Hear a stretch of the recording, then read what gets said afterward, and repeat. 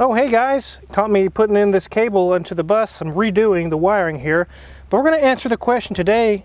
Is the engine any good on this bus? Is it actually going to run? I don't know that yet. Let's find out. Let's get started.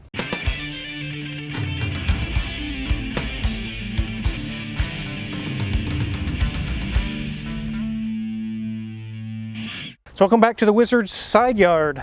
Actually, I'm wiring in this new receptacle into the side of the bus so we can get power to it. And I actually have a question for you guys whenever we get towards the end of the video on how to wire this thing up. But before we jump into that, we have some updates on the bus. We're going to find out today, does the engine run or does it not? I took that gamble when I actually bought this thing. Like you guys already know, it's missing pieces, missing parts. I've actually got quite a bit of them ordered already. But before I start installing parts, we really need to find out, does the engine even run? So let's go ahead and head on to the front of the bus. So one of the things I was missing is a battery tray. So right now I'm using one of my handy dandy ergo chairs from Bin Pack. We use them a lot in the shop. They're very useful, but it actually turned out to be the perfect height to hold this big battery up. It's an 8D battery. And I'm going to go ahead and hook up the cables, and we're going to see if this thing will crank or if it'll do anything. So I'll go ahead and get that hooked up real quick. Before we started, I do have the transmission cooler bypass with just a hose here. I don't want to make any messes on the ground. I've already spilled a bunch of fluid getting oil and things filled up. I don't want to make even bigger mess. So got that bypassed. Let's go ahead and jump inside the bus. So we did close this little blind here. It's like a pull down blind to kind of help with the lighting. It was looking kind of dark in here, so it kind of helps actually lighten it up by blocking light. That's kind of weird, but I'm going to go ahead and remove this little shelf piece and the doghouse cover, take a look inside the engine bay area. Then we're going to have the moment of truth. So before I do any cranking, yes, I do have it full of oil. It is at the full mark. I have the transmission full of fluid. I've checked the belts, I've checked everything out, and also I've checked that it turns over freely. So we're not just randomly starting an engine and not knowing where the fluids are at. I've taken care of all that. We'll talk about the steering gearbox after we get this done. I actually have one installed and we'll show it. But it has nice tilt steering. Now I know the radiator is not there. It's not going to hurt it to run for 10 seconds just to answer the question, does it run or does it not run? And in those 10 seconds I can hear if it's idling good or if it's running okay, and then we'll shut it off. I do have a new radiator and I'll show that as well, but let's go ahead and answer the question, will it run?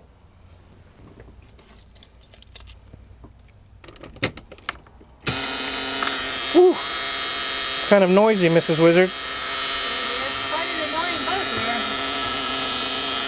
All right, are you guys ready?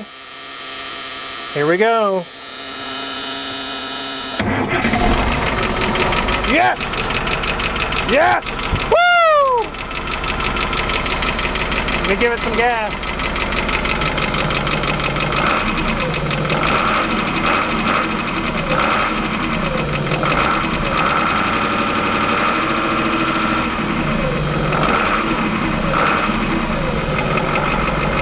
Wow, it runs really good.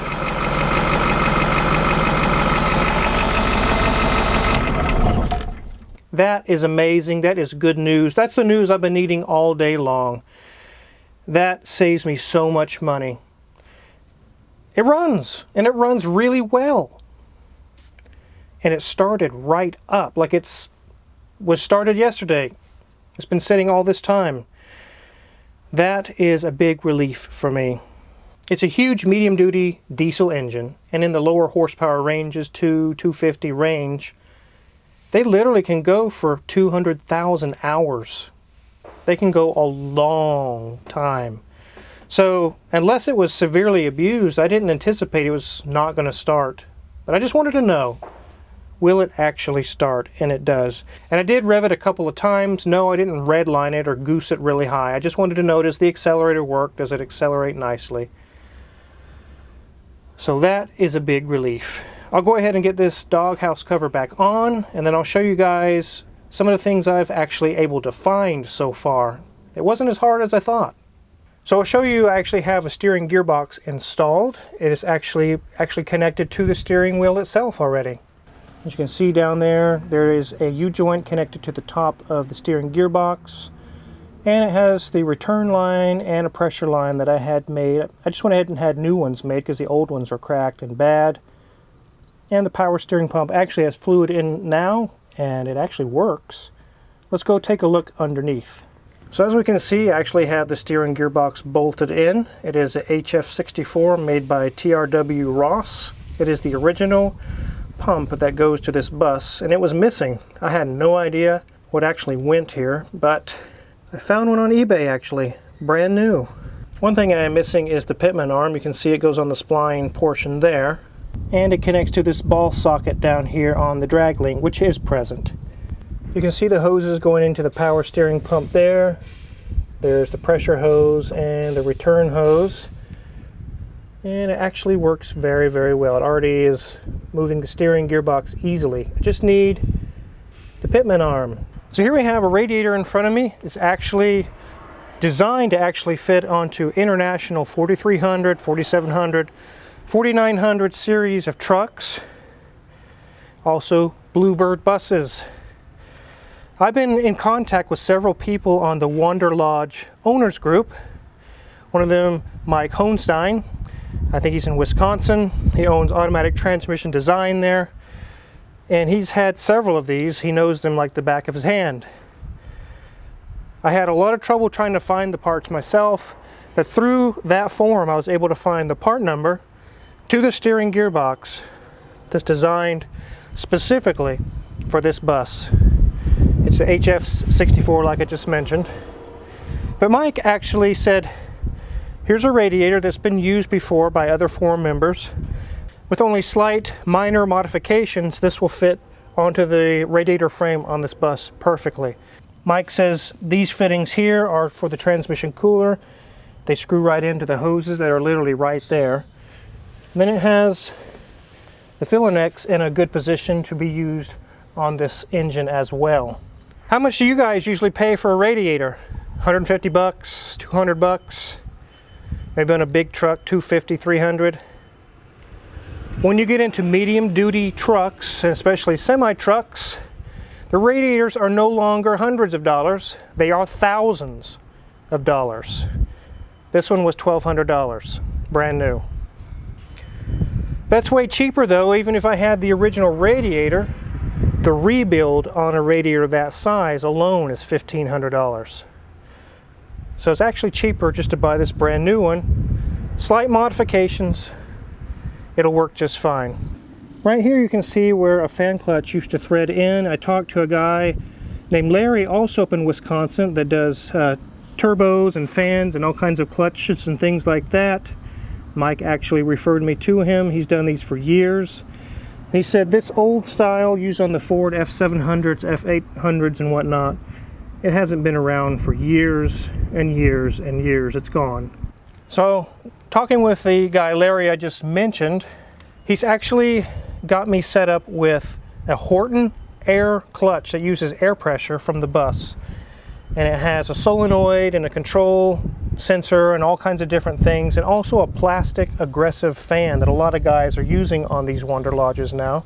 And it will completely do away with this little hub here, and I'll have an air clutch, a fan. I've got a shroud ordered, and then I'll just put the fan, radiator, everything together. And then I also have the grill piece that goes here that Mike sent me as well. So all this will taken care of. We'll have an engine that can cool itself. We now know that it runs. I just have to work through some of the small things and we'll be good. One of the other things I am needing that I may have to have custom made is the drive shaft. Whenever this bus was towed, I don't know how long ago, they removed the drive shaft so that it could be towed without damaging the transmission. Where is the drive shaft today? I have no idea. Even the guy that sold this to me, he's like, I tried this place, I tried that place, I tried the towing company. No one knows where it is, it's gone. So unfortunately, I'll have to have one made. And we'll move to the back of the bus because the wind is pretty bad today and I'm trying to keep the wind noise down for you guys. But here is the back side of the bus. But luckily there is shops that all they do is make drive shafts. There's actually one in Wichita. I just need to get the measurements, the type of U-joints it uses, where the carrier bearing is located, and they'll fab me up a complete new drive shaft. I can bolt it in. I'll be back in business. I'm still also looking for the pitman arm, like I showed you guys, that comes off the steering gearbox. But all these things that were going to be so hard to find actually weren't that hard to find, thanks to a lot of help from the guys in the Wanderlodge owners group. They really have helped out a lot. So it's really not going to take that much to get this thing where it can run and drive again. As soon as I get all the parts in, get them installed, then we can go for a road test, which will be very fun to see. Does it shift right? How does the suspension do? How does the steering do? That'll be all things we'll have to figure out as well. If you want to know what's going on in the interior, actually Mrs. Wizard has that handled over on her channel, Mrs. Wizard's Ways. There's a link in the description. You can go watch the video there. She talks about what she's got going on in there. The interior is not really my area. I do the mechanics and all the brakes and engine and things of that nature. I'm getting that handled. Make sure to head over to Mrs. Wizard's Ways and check out her videos. Really cool videos there. Now I have a question for you guys on this plug. So we stepped in the shop out of the wind. I actually have the other end of the plug here. As you can see, it has 4 prongs. And I have several receptacles like this in the shop, but I was reading online, never plug in an RV to 220 volts. All of my receptacles that are like this are 220. Where am I going to find 110 volts that looks like this? I may have to get my own receptacle and wire it up. I mean, what is 220? It's 110, 110, and then a neutral and a ground. I don't see why that's the problem, because even if you're at an RV park, you're going to have two 110s, two 110 circuits. I don't understand why it can't be 220. I'm not going to experiment. I'm not going to try. I'm going to let you guys answer in the comment section. What in the world? How do I plug this in? I want to power my bus. So you can see up above, it actually is named Money Bucket. And it's kind of turning into be that already, but it's not too bad. It's not as bad as I thought it would be. Starting to get parts rolling in, just like you see behind me. Start bolting these things on, then we can start discovering, does this work, does that work? And as soon as I get answered how to plug in power, then I can discover, does the ACs work? And I have some things we're going to do with the generator in the next video. We're going to talk about that, and also some plans we have with that system.